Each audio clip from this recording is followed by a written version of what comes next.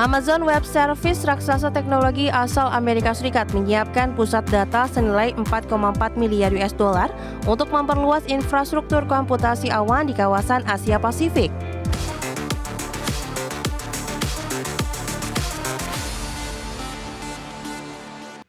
Kembali bersama kami, pemirsa. Amazon menggelontorkan investasi jumbo di Selandia Baru. Melalui Amazon Web Services, raksasa teknologi asal Amerika Serikat itu menyiapkan pusat data senilai 4,4 miliar dolar Amerika untuk memperluas infrastruktur komputasi awan di kawasan Asia Pasifik.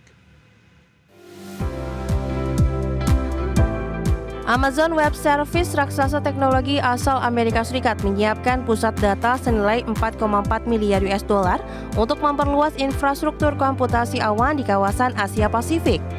Dilansir dari Forbes, pusat data baru ini akan memberikan keleluasaan bagi pelanggan AWS seperti Xero dan KiwiBank untuk menjalankan beban kerja kecerdasan buatan, menyimpan data, serta mempercepat layanan digital mereka. Wakil Presiden Layanan Infrastruktur Amazon Web Service, Prasad Kalyanaraman, menyebut proyek tersebut bakal membantu organisasi di Selandia Baru mempercepat transformasi digital di tengah lonjakan permintaan cloud. Amazon memberikan proyek ini akan menciptakan lebih dari 1.000 lapangan kerja baru dan menambah nilai ekonomi hingga 10,8 miliar dolar Selandia Baru. Meski belum diungkapkan lokasi maupun jadwal pembangunan, Amazon memastikan pusat data itu akan memanfaatkan energi terbarukan dari ladang angin terbesar di negara tersebut, sekitar 150 km dari Wellington. Adapun investasi di Selandia Baru ini juga menjadi bagian dari strategi Amazon memperkuat pijakan di Asia Pasifik. Sebelumnya, perusahaan telah menyiapkan lebih dari 50 miliar US dollar untuk memperluas infrastruktur digital di Australia, Jepang, Singapura, Malaysia, dan Thailand. Berbagai sumber, IDX Channel. Produsen mobil listrik asal China, NIO, kembali mencatatkan capaian luar biasa dengan menembus rekor penjualan terbaru di tahun 2025. Dengan momentum positif ini, NIO menargetkan pengiriman 50.000 unit mobil listrik setiap bulannya ke depannya.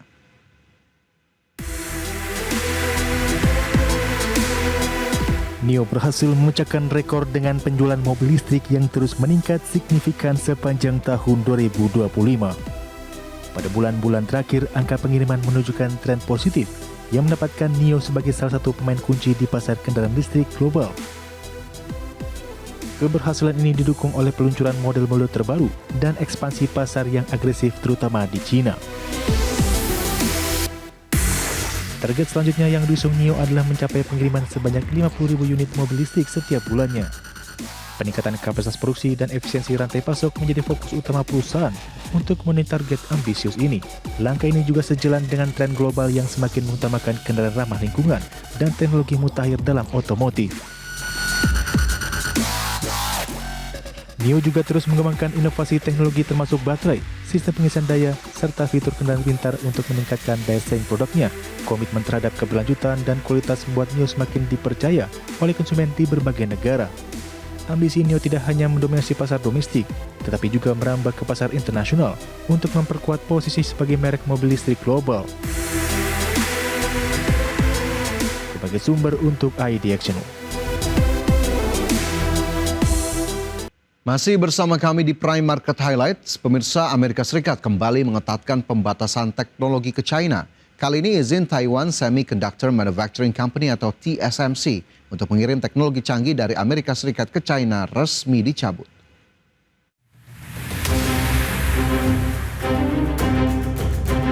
Amerika Serikat resmi cabut izin TSMC untuk kirim teknologi canggih. Langkah ini berpotensi mengganggu operasi manufaktur TSMC di China yang selama ini memproduksi chip generasi lama. TSMC menyebut tengah menilai situasi dan berunding dengan pemerintah Amerika Serikat, namun menegaskan tetap berkomitmen menjaga kelancaran fasilitas produksinya di Nanjing. Langkah serupa sebelumnya juga diberlakukan terhadap Samsung dan SK Hynix asal Korea Selatan. Hal ini membuat pengiriman produk berbasis teknologi Amerika Serikat ke China menjadi lebih mahal dan rumit karena pemasok wajib mengajukan izin ekspor individual. Meski demikian, analis menilai dampak terhadap TSMC masih terbatas. Pasalnya, pabrik mereka di China hanya menghasilkan chip lama dengan kontribusi kecil terhadap pendapatan global perusahaan. Namun pembatasan ini berpotensi mendorong pelanggan China beralih ke alternatif domestik sekaligus mempercepat inovasi industri semikonduktor lokal. Berbagai sumber, iDex Channel. Pemirsa, raksasa hiburan dunia Walt Disney baru-baru ini mendapat sorotan tajam setelah disahkan membayar denda miliaran rupiah terkait pelanggaran privasi data anak-anak. Kasus ini menimbulkan perhatian global tentang pentingnya pengelolaan data pribadi di era digital, terutama yang melibatkan anak sebagai audiens utama. Walt Disney sepakat membayar denda sebesar 10 juta dolar Amerika Serikat atau setara dengan sekitar 164,2 miliar rupiah kepada Komisi Perdagangan Federal Amerika Serikat atau FTC. Denda ini merupakan penyelesaian atas tuduhan Disney mengumpulkan data pribadi anak-anak yang menonton konten mereka di platform YouTube secara ilegal tanpa mendapatkan persetujuan dari orang tua.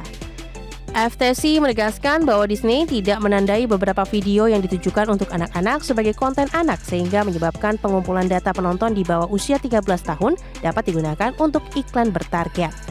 Tindakan ini jelas melanggar aturan perlindungan privasi data anak-anak atau COPPA di Amerika Serikat yang ketat mengatur pengumpulan dan penggunaan data anak di platform digital. Dalam perjanjian penyelesaian, Disney berkomitmen untuk menyesuaikan kebijakan serta mekanisme pengelolaan data agar mematuhi regulasi privasi anak yang berlaku. Kasus ini menjadi pengingat penting bagi perusahaan teknologi dan hiburan lainnya untuk memprioritaskan perlindungan data anak dalam operasional mereka demi menghindari resiko hukum dan menjaga kepercayaan publik. Berbagai sumber, iDex Channel. Tokyo Game Show 2025 tahun ini akan berlangsung di Makuhari Mas Chiba, Jepang mulai 25 hingga 28 September. Banyak nama besar dari dunia game yang siap meramaikan acara ini, salah satunya adalah Annapurna Interactive.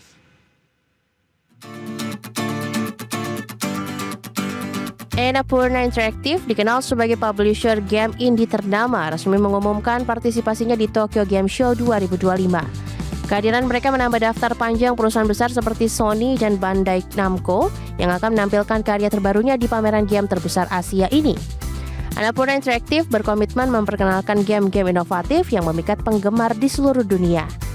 Acara Tokyo Game Show 2025 kali ini mengusung tema Unlimited Never Ending Playground yang akan berlangsung dari tanggal 25 sampai dengan 28 September di Makuhari Meisei, Jepang. Selain menampilkan game ternama dari developer besar, panggung TGS menjadi wadah bagi publisher seperti Annapurna untuk memamerkan judul-judul indie mereka yang unik dan kreatif. Kehadiran Annapurna sejalan dengan meningkatnya minat konsumen terhadap game indie berkualitas tinggi.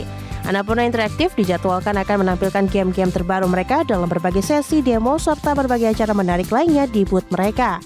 Hal ini menjanjikan pengalaman berbeda bagi pengunjung Tokyo Game Show yang ingin menjajal inovasi baru dalam dunia gaming. Partisipasi mereka menambah variasi dan dinamika perhelatan TGS tahun ini, menampilkan keragaman konten dari berbagai genre. Berbagai sumber, iDex Channel.